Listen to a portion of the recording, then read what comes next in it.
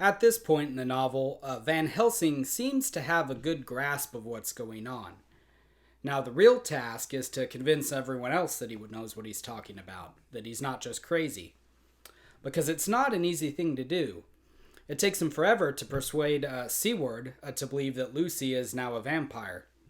They have to go down to the graveyard, see her body missing from the coffin, and see her wandering around, feeding off of a small child before Seward will even consider it, before he'll even believe. And he still wants to argue even after that. Because he's a man of science, as we've talked about before. And one of the greatest dangers for someone of his temperament is thinking that he knows all that there is to know.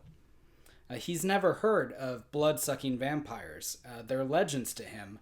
And so it's much harder for him to admit what's going on than it is for other characters who aren't as scientific, such as Quincy Morris and Arthur Holmwood. But he eventually does manage to persuade all three of them, Van Helsing does, not only of the fact of the matter, but also of the fact that they have to do something to kill the Lucy vampire now that she's roaming around hurting others. His reasons for bringing Arthur and Quincy into the task are interesting too.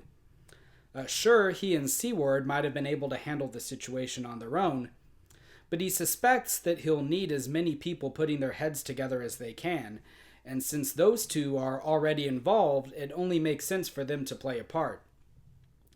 Also, he doesn't want word to reach them later of what happened, through hearsay. Then they would be confused and in a constant state of doubt as to whether there was anything that they could have done differently. By bringing Arthur and Quincy into the plan, they're able to see the undead Lucy with their own eyes and be assured that what they're doing is the right thing. Because it's a really grim thing that they've all set out to do, and it goes against just about every inclination that a person can have. Breaking into a tomb, desecrating the corpse of a loved one, and everything else. But the stakes are incredibly high, and they make all of this work, even though it's a bit gruesome, necessary. Van Helsing explains why they're doing all this, what the stakes are that they're fighting for. He says, "Before we do anything, let me tell you this. It is out of the lore and experience of the ancients and of all those who have studied the powers of the undead. When they become such, there comes with the change the curse of immortality. They cannot die, but must go on, age after age, adding new victims and multiplying the evils of the world.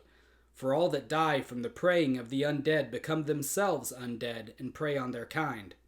And so the circle goes on, ever widening, like as the ripples from a stone thrown in the water. Friend Arthur, if you had met that kiss which you know of before poor Lucy died, or again, last night, when you opened your arms to her, you would in time, when you had died, have become Nosferatu, as they call it in Eastern Europe, and would all time make more of those undead that so have filled us with horror. The career of this so unhappy dear lady is but just begun. Those children whose blood she suck are not as yet so much the worse, but if she live on, undead, more and more they lose their blood, and by her power over them they come to her, and so she draw their blood with that so wicked mouth. But if she die in truth, then all cease. The tiny wounds of the throats disappear, and they go back to their plays, unknowing ever of what has been. But of the most blessed of all, when this now undead be made to rest as true dead, then the soul of the poor lady whom we love shall again be free. Instead of working wickedness by night and growing more debased in the assimilation of it by day, she shall take her place with the other angels. So that, my friend, it will be a blessed hand for her that shall strike the blow that sets her free." So, it's not just that Lucy is a danger to others now. It's the fact that her own immortal soul is hanging in the balance. Now, Stoker doesn't attempt to get into a big theological discussion about the ramifications of this idea, and that's probably a good thing, because since vampires aren't real, any conclusions about the destiny of the soul of one of the undead would just be speculation anyway. But I would just point out that this is yet another illustration of how Dracula is presented as a sort of antichrist figure. The souls of those that he converts, or in this case transforms, belong to him, not just their bodies. So even though Lucy is dead, she's still in danger. And this is why, more than anything else, Arthur and the others are able to bring themselves to drive a stake through her heart and put her to rest. It also explains Lucy's dying words to Van Helsing as well. Remember that she had asked for him to give her peace with her dying breath, and Van Helsing swore that he would. So she knew, in a sense, what was coming, and was counting on Van Helsing to make sure that he would put her to rest permanently. Another way that we see the power of God working against the power of Dracula here is that Van Helsing is using crucifixes to very practical effect. The sign of the cross causes the vampire material pain. He also uses the host, or the Catholic communion wafer, to keep vampire Lucy sealed out of her tomb until they're ready to go about doing their work. It's interesting that Arthur and the others feel a bit uncomfortable with this, as if they're using the host for a sacrilegious reason. But Van Helsing then says that he has an indulgence or permission from the Vatican to use it in this way. And that would have been either a very interesting discussion between him and whatever priest he talked to, or, even more fun, it implies that the Vatican knows all about vampires and grants these indulgences on a regular basis. And this is also pretty good evidence of Bram Stoker's Protestantism. I don't think that if he had been a Catholic, he would have made use of the host in this way. Though most Christians practice communion, Roman Catholicism places a much higher emphasis on the sacred nature of the wafer and the wine themselves than other Protestant denominations do. Anyway, after the graveyard episode, we get what we might call the exposition chapters. It's where all of the pieces fall into place and our main cast of characters finally know who and what they're dealing with, and they all meet each other. And this comes rather late in the novel, I think. At least in my opinion. We're already halfway through it, and then finally everything's being explained. Van Helsing is able to provide us with Dracula's history, which we already knew a bit about, but not any historical concrete details. It was just mostly Dracula bragging about himself. Van Helsing has consulted with a historian friend of his, and he's learned that, yes, this Dracula is in fact Vlad III, or Vlad the Impaler, whose backstory we've already talked about. And while he's going over this history with the others, we finally learn why the 50 boxes of dirt are so important to Dracula. Van Helsing says this. He must indeed have been that voivode Dracula who won his name against the Turk over the great river on the very frontier of Turkey land. If it be so, then was he no common man. For in that time, and for centuries after, he was spoken of as the cleverest and the most cunning, as well as the bravest of the sons of the land beyond the forest. That mighty brain and that iron resolution went with him to his grave, and are even now arrayed against us. The Draculas were, says Arminius, a great and noble race, though now and again were scions who were held by their coevals to have had dealings with the evil one. They learned his secrets in the Scholomance, amongst the mountains over Lake Hermanstad, where the devil claims the 10th scholar as his due. In the records are such words as Stragotia, witch, Ordog and Pokol, Satan and hell, and in one manuscript, this very Dracula is spoken of as Wampire, which we all understand too well. There have been from the loins of this very one great men and good women, and their graves make sacred the earth where alone this foulness can dwell. For it is not the least of its terrors that this evil thing is rooted deep in all good. In soil barren of holy memories, it cannot rest. So, in order for him to rejuvenate, he has to sleep in the soil of where his descendants are buried. That's why all the dirt was dug up in the chapel of Dracula's castle, and it's why he's lugged these giant heavy boxes with him to London. We also, for the first time, get a full list of his powers and his limitations, which sheds light on some of the things that we've read about in the novel up until this point. So this chapter, chapter 18, acts as a sort of a Council of Elrond chapter. It makes sense of what happened before, and it sets a trajectory for what's going to happen next. And it wouldn't have been possible without Mina's help. Mina is the one who discovers that there is worthwhile information in Seward's diary, as well as in Jonathan's and in her own as well. So she takes the initiative of assembling these diaries and letters into a narrative, making sure that all of the dates line up. And this is something really unique in literature. We see the novel itself being assembled within the story. Harker and Van Helsing and the others are getting the newspaper clippings and receipts that we read earlier on, which explains why they were present in the narrative in the first place. As she's in the process of doing this, she has the opportunity to speak to all three of the men who loved Lucy. Because she's listened to Seward's diary and knows his private thoughts, she's able to sympathize with his grief over Lucy's death. She's able to console Arthur Holmwood, too, who breaks down completely in a private conversation with her. He's been holding all of his emotions in. Remember, not only has he undergone the drama with Lucy, but his father has just died as well. And she acts as a shoulder for him to finally be able to cry on. She even has a brief conversation excuse me, with Quincy Morris, and tells him that she's there for him if he needs a friend. And then Quincy tells her that she'll never regret her kindness toward him as long as she lives, indicating that he'll always be a true friend to her as well. And this should strike a chord of familiarity. Time is taken out of the novel for Mina to gain the affections of each of these three men who were previously attached to Lucy. And because of her kindness and sympathy, they all now devote themselves to her in the same way that they originally did to Lucy. And all of this leads us to something that some modern critics would point to as an example of Victorian-era sexism.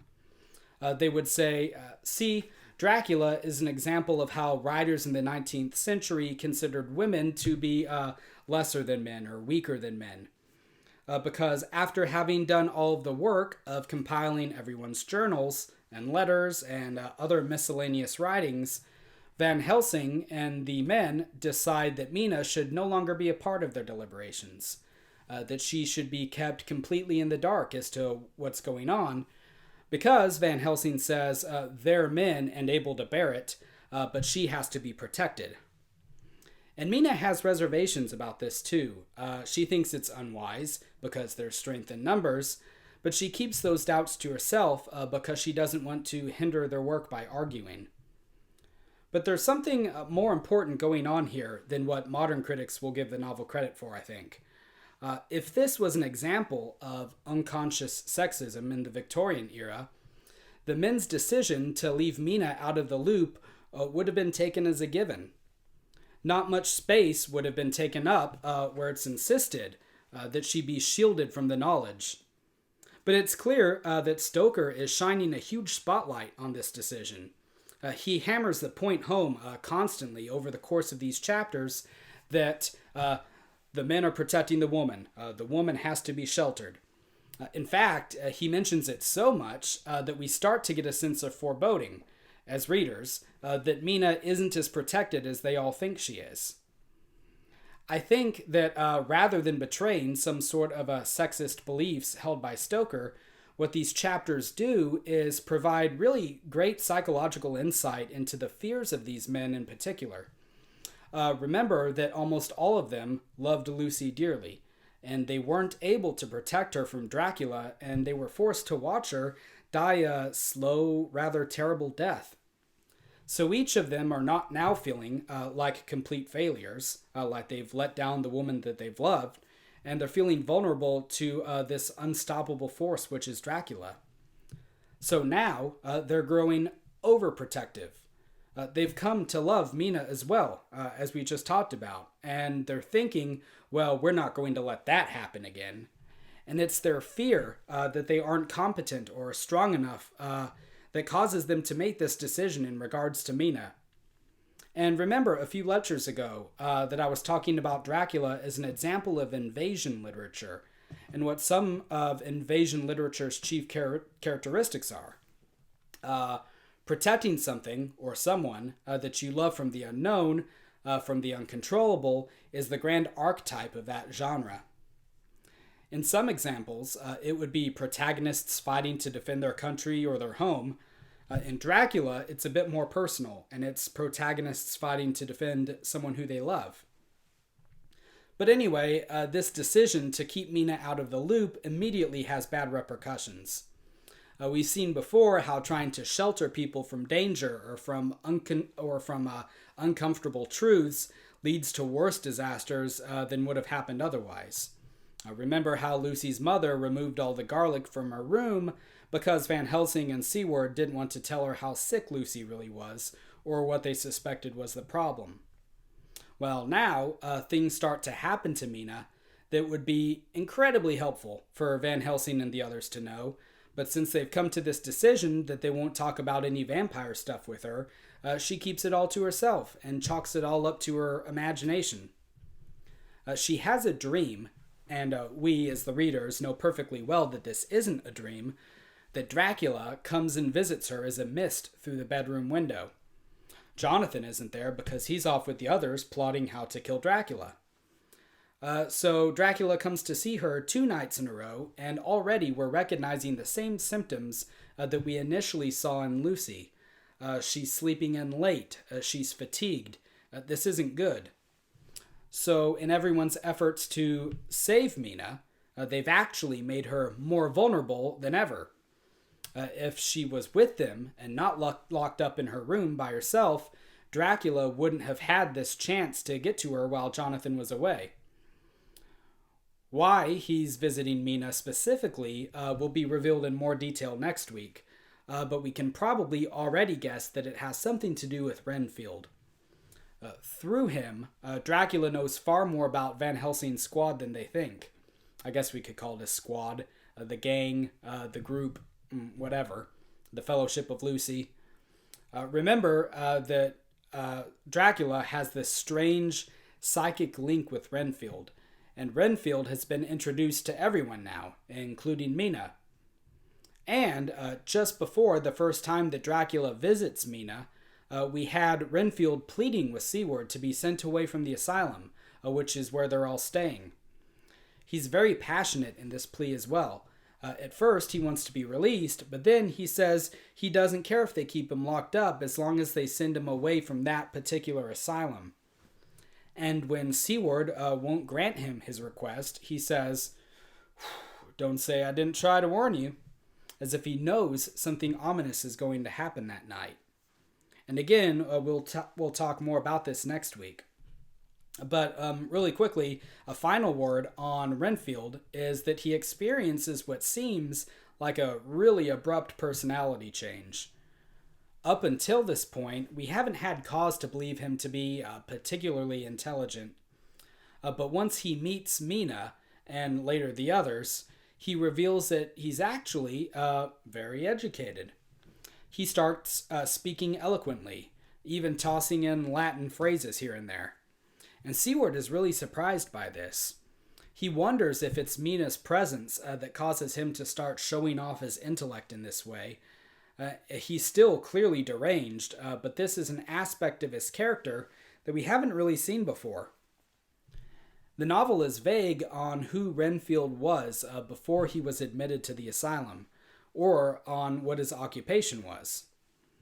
It might perhaps be easier to imagine that he was an individual who wasn't the brightest, who was always a bit unbalanced, and who fell under Dracula's spell with ease. But the possibility that he's extremely intelligent is more in line with the themes of this class.